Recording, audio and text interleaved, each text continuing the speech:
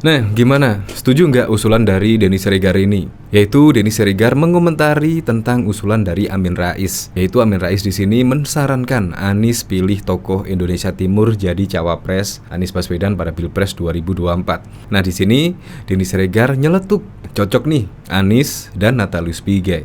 Ya kalau diketahui sih Anies Natalius Pigai kan seringkali banget mengkritik pemerintahan Presiden Joko Widodo dan bahkan Ganjar Pranowo. Ya kita ketahui kan Ganjar Pranowo pada saat itu berkunjung ke Papua kalau nggak salah ya. Dan bahkan masyarakat Papua di sana antusias menyambut kedatangan dari Gubernur Ganjar Pranowo. Dan akhirnya Natalius Pigai mencuit ya semacam itulah. Tetapi sampai saat ini juga aman-aman saja ya. Merupakan cenderung hoax, cenderung fitnah kalau menurut saya. Tetapi sampai saat ini dideklarasikan menjadi capres oleh PDI Perjuangan. Yang saya heran lagi, Amin Rais ini kan belum mempunyai kursi di parlemen ya, baru partai kemarin sore, ya masih umur 2 tahun lah. Dan bahkan juga pada waktu itu mendukung Anies Baswedan. Dan perlu diketahui koalisi dari Anies Baswedan itu hanya 3 sih, dari Nasdem, Demokrat, dan PKS. Tiba-tiba Amin Rais menyarankan Anies untuk memilih tokoh Indonesia Timur jadi cawapres. Ya pantas saja lah kalau Denny Siregar menjodohkan Anies dengan Natalius Pigai. Ya siapa tahu, nggak ada yang tahu lah dari perkembangan dinamika perpolitikan di Indonesia, apalagi sebelum mendaftarkan capres-cawapres pada 19 Oktober mendatang. Itu masih mungkin lah. Nah jadi penasaran ya, kira-kira komentar-komentarnya di sini setuju nggak ya Anies dengan Natalius Pigai di sini ya? Mau rusuh nih bang? Loh kan bener. Seandainya yang baca pres bukan keturunan Yaman tetapi keturunan Cina alias Tionghoa, Kadrun terima kagak? Kalau saya ogah tolak capres keturunan selagi ada yang asli pribumi. Anies Pigai 2024. Ini saban hari ribut copras-capres saja segitunya ya. Yuk Lukas NMB yuk. Yang nggak mungkin lah Pigai kan kafir. Bisa ngamuk-ngamuk Imam Jumbo beserta bala tentaranya. Pas banget. Bahkan di sini juga banyak yang mendukung Anies dan Natalius Pigai dari komentar di sini yang mengomentari cuitan dari Denny Siregar cocok nih Anies dan Natalius Pigai. Bahkan di sini juga dikomentari oleh Partai Demokrat. Nah, Partai Demokrat di sini kan juga pengennya sih AHY yang menjadi cawapres dari Anies Baswedan. Ya jelas tidak terima lah, yaitu Amin Rais menyarankan yaitu cawapres dari Indonesia Timur. Ya kalau bisa ya AHY sendiri yang menjadi cawapres dari Anies Baswedan. Di sini Ketua Majelis Syuro Partai Umat Amin Rais memberi saran ke Anies Baswedan untuk menunjuk cawapres dari tokoh Indonesia Timur. Partai Demokrat menilai usulan itu tidak sesuai kriteria. Deputi Bapilu DPP Partai Demokrat Kamhar Lakumani mengatakan ada 5 kriteria untuk cawapres Anies. 5 kriteria itu harus dipenuhi karena hasil pembahasan Koalisi Perubahan untuk Persatuan yang beranggotakan PD, PKS, dan Nasdem. Kalau dari sini kan Koalisi Perubahan tidak termasuk Partai Umat ya. Di sini 5 kriteria tersebut yaitu berkontribusi dalam pemenangan, berkontribusi dalam memperkuat dan menjaga stabilitas koalisi, berkontribusi dan pengelolaan pemerintahan yang efektif, memiliki visi yang sama dengan calon presiden, berkomitmen membangun kebersamaan sebagai duit tunggal. Tapi ya mohon maaf ya, Natalius Pigai di sini cenderung mendukung Prabowo dan Puan, tidak mendukung Anies Baswedan.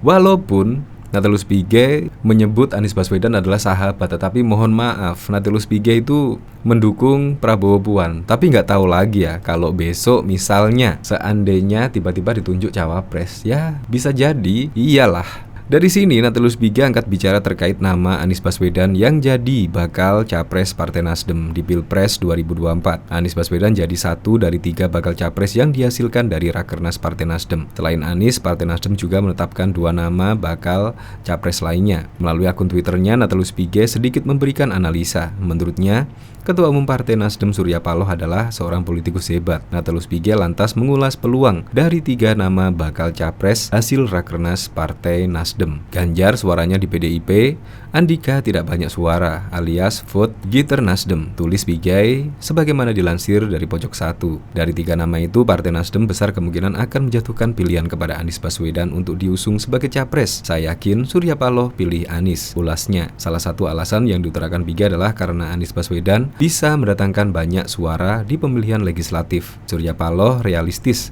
tidak mau rugi suara di Pileg 2024. Sambung dia. Kendati demikian, Natalius Pigai tegas menyatakan tidak akan mendukung Anies Baswedan meski nantinya diusung Partai Nasdem sebagai capres. kita tunggu sajalah besok pilihan capres masing-masing, yaitu capres dari Ganjar, Anies, dan bahkan Prabowo. Karena sampai saat ini belum ada nama cawapres masing-masing capres. Semoga saja ada kejutan-kejutan baru di Pilpres 2024 mendatang. Untuk lebih lengkapnya simak berita berikut ini, Good News Indonesia.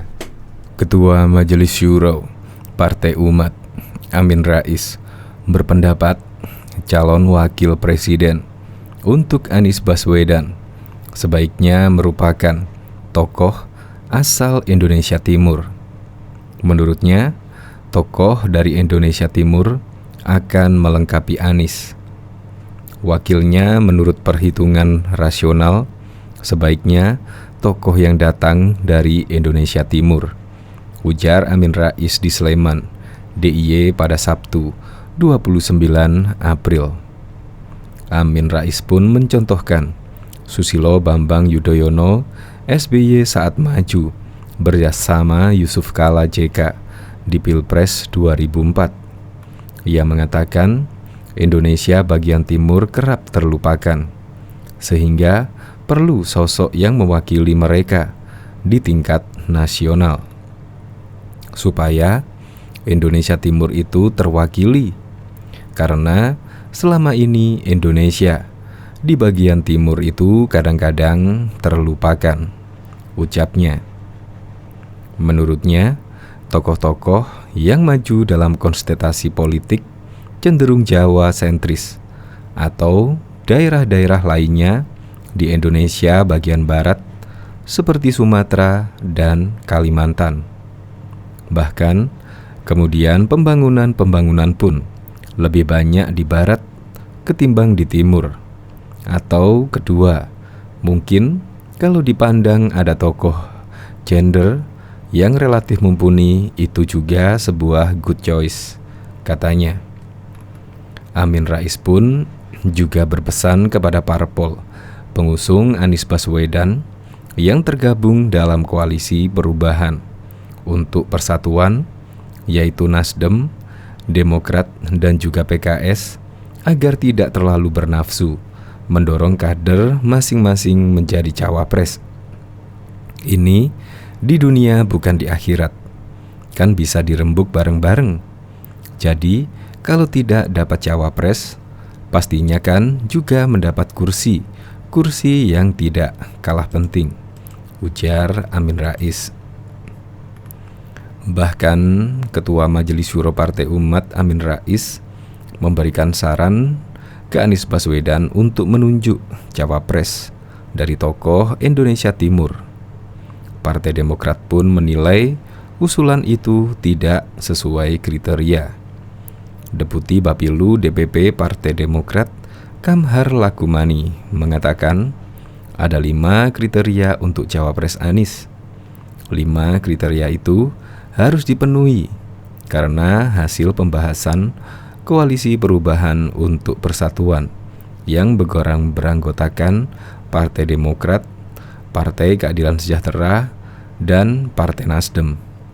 5 rukun ini yang mesti dipedomani untuk menjawab kebutuhan politik, pemenangan, serta mewujudkan agenda perubahan dan perbaikan ke depannya, kata Kamhar saat dihubungi pada Sabtu 29 April 2023. Menurut Kamhar Lakumani, yang disampaikan oleh Amin Rais tidak masuk kriteria. Bagi Kamhar, bakal cawapres Anies bukan soal perwakilan dari wilayah Indonesia. Aspirasi yang disampaikan oleh Pak Amin Rais tidak masuk dalam 5 rukun ini. Artinya, tidak menjadi preferensi utama. Jadi, variabel pentingnya bukan mesti berasal dari Indonesia Timur atau Indonesia Barat, namun yang bisa menjawab kebutuhan sesuai dengan 5 rukun yang telah disepakati, katanya. 5 kriteria yang dimaksud oleh Kamhar, yaitu berkontribusi dalam pemenangan, diwujudkan dengan tingkat elektabilitas yang tinggi, dan tingkat kerentanan politik yang rendah, berkontribusi dalam memperkuat dan menjaga stabilitas koalisi, berkontribusi dalam pengelolaan pemerintah yang efektif, memiliki visi yang sama dengan calon presiden, berkomitmen membangun kebersamaan sebagai dui tunggal. Contoh yang disampaikan oleh Amin Rais soal duet Susilo Bambang Yudhoyono SBY dan Yusuf Kala JK dinilai lemah dan tidak relevan, karena pada pemilu selanjutnya calon dari Indonesia Timur tidak memenangi pemilu. Contoh yang disampaikan lemah dan tidak relevan, pasangan SBY Budiono yang sama-sama berasal dari Jatim, dan pasangan Jokowi Ma'ruf bisa memenangkan kontestasi Pilpres, ujarnya. Ketua Majelis Syuro Partai Umat, Amin Rais memberikan masukan kriteria cawapres yang pas untuk mendampingi Anies Baswedan. Amin Rais juga mengatakan Anies harus melihat lumbung suara. Menurutnya, Anies punya basis massa di Jakarta, Jawa Barat, Banten, Sumatera, dan juga Jawa Tengah. Jawa Timur ini mungkin juga dapat, tapi tidak prioritas, ujar Amin Rais ditemui wartawan di Kompleks Yayasan Budi Mulia II, Sleman, DIY. Dilansir dari Detik Jateng pada Sabtu 29 April 2023. Kemudian untuk sosok cawapres, menurut Amin bisa dipilih dari Indonesia Timur. Hal ini seperti saat Susilo Bambang Yudhoyono SBY berpasangan dengan Yusuf Kala. Kemudian karena itu, wakilnya menurut perhitungan nasional, tokoh yang datang dari Indonesia Timur. Ini menirukan apa yang terjadi pada zaman Pak SBY, ujarnya. Partai Keadilan Sejahtera masih berupaya mencari sosok untuk diajukan sebagai bakal calon wakil presiden, baca wapres, untuk baca pres Koalisi Perubahan untuk perbaikan KPP Anies Baswedan pada pemilu 2024. Salah satu upaya tersebut, PKS menjalin komunikasi intensif dan serius dengan Menko Polhukam Mahfud MD. Demikian diungkapkan juru bicara DPP PKS Pipin Sopian dalam diskusi polemik bertajuk Tiki Taka Koalisi Capres 2024 yang disiarkan secara daring pada Sabtu 29 April. Sebagai silaturahmi komunikasi politik, ya, kita bangun komunikasi dengan serius dengan Mahfud MD, ungkap Pipin. Namun begitu, Pipin menyatakan bahwa pihaknya tetap tidak bisa memaksa Mahfud MD untuk mendampingi Anies Baswedan. Adapun nanti beliau tidak berkenan atau sebagainya, itu pilihan, tuturnya. Di sisi lain, Pipin menyebut bahwa KPP mempunyai mekanisme untuk menentukan baca wapres, yakni diserahkan sepenuhnya kepada Anies Baswedan selaku baca pres. Karena kami sudah mengingatkan diri dalam piagam bahwa Nasdem, Demokrat, dan PKS menyerahkan sepenuhnya kepada Mas Anies Baswedan untuk menentukan siapa cawapresnya dengan 5 kriteria yang sudah disampaikan dalam piagam tersebut, ujar Pipin. Dinamika politik di tanah air terus memanas, kendati pendaftaran calon presiden dan wakil presiden pemilihan umum 2024 hingga 2029 baru akan dibuka pada 19 Oktober 2023 mendatang. Sejauh ini, terdapat 3 tokoh nasional yang digadang-gadang menjadi capres dengan elektabilitas teratas di sejumlah lembaga survei. Mereka yakni Gubernur Jawa Tengah yang juga kader Partai Demokrasi Indonesia Perjuangan, Ganjar Pranowo, Menteri Pertahanan yang juga Ketua Umum Partai Gerindra Indonesia Raya Prabowo Subianto, dan mantan Gubernur DKI Jakarta, yang juga pendiri organisasi massa nasional Demokrat Anies Baswedan. Yang tidak kalah penting adalah sosok cawapres yang dinilai para analis dapat meningkatkan probabilitas kemenangan ketiga kandidat capres tersebut. Berdasarkan sejumlah hasil survei yang diimpun CNBC Indonesia, terdapat beberapa tokoh yang diproyeksikan layak menjadi cawapres. Mereka adalah Gubernur Jawa Barat Ridwan Kamil, Ketua Umum Partai Demokrat Agus Harimurti Yudhoyono, Menteri Pariwisata dan Ekonomi Kreatif Sandiaga Uno, Ketua Umum Partai Kebangkitan Bangsa Mohaimin Iskandar, Menteri Badan Usaha Milik Negara Erick Thohir, Gubernur Jawa Timur Khofifah Indar Parawansa, mantan Panglima TNI Jenderal Andika Perkasa. Kendati demikian, peristiwa demi peristiwa yakni menunjukkan sudah ada potensi pasangan capres-cawapres yang akan bertarung di Pilpres 2024. Ganjar telah ditetapkan sebagai capres yang akan diusung PDIP dalam Pilpres 2024 melalui agenda rapat ke-140 DPP PDIP di Istana Batu Tulis Bogor, Jawa Barat pada Jumat 21 April 2023. Penetapan disampaikan secara langsung oleh Ketua Umum PDIP Megawati Soekarno Putri. Menyusul kemudian P3 yang secara resmi memutuskan mendukung Ganjar. Keputusan itu disampaikan Pelaksana Tugas Ketua Umum P3 Muhammad Mardiono selepas Rapimnas di kediamannya di Sleman, Daerah Istimewa Yogyakarta pada 26 April. Salah satu hasil Rapimnas yang tidak kalah penting adalah P3 mengupayakan agar kadernya menjadi cawapres bagi Ganjar. Salah satu sosok yang disebut-sebut adalah Sandiaga Uno, ex-wakil Ketua Dewan Pembina Partai Gerakan Indonesia Raya. Sandi telah menyerahkan surat pengunduran diri kepada Ketua Dewan Pembina Partai Gerindra Prabowo Subianto. Namun, hingga tulisan ini dibuat, Sandi belum menjadi kader P3. Ketua DPP P3 Ahmad Baidowi mengonfirmasi kalau Ganjar Sandi menjadi salah satu pasangan yang berpeluang tampil di Pilpres 2024.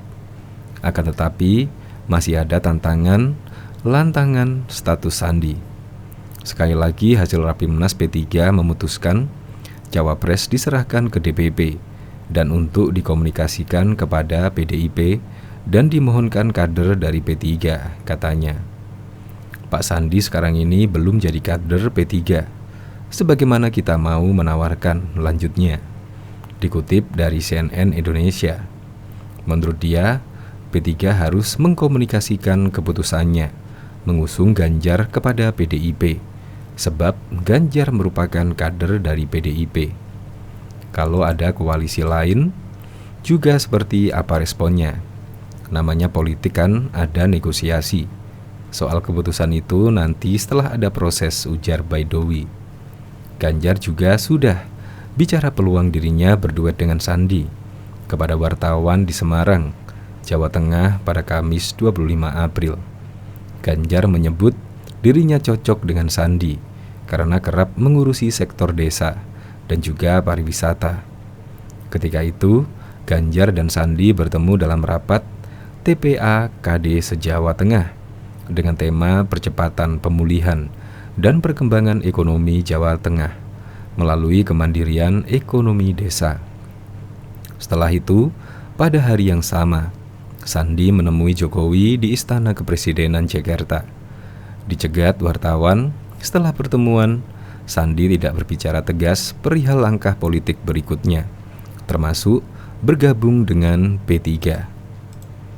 Mohon sabar teman-teman, proses masih harus melalui tahapan-tahapan, pendalaman-pendalaman, langkah-langkah selanjutnya, ujarnya.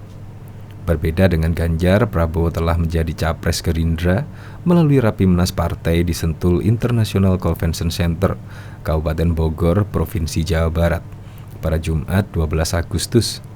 Dengan demikian, malam hari ini saya menyatakan siap terus berjuang untuk bangsa, negara, dan seluruh jiwa raga saya.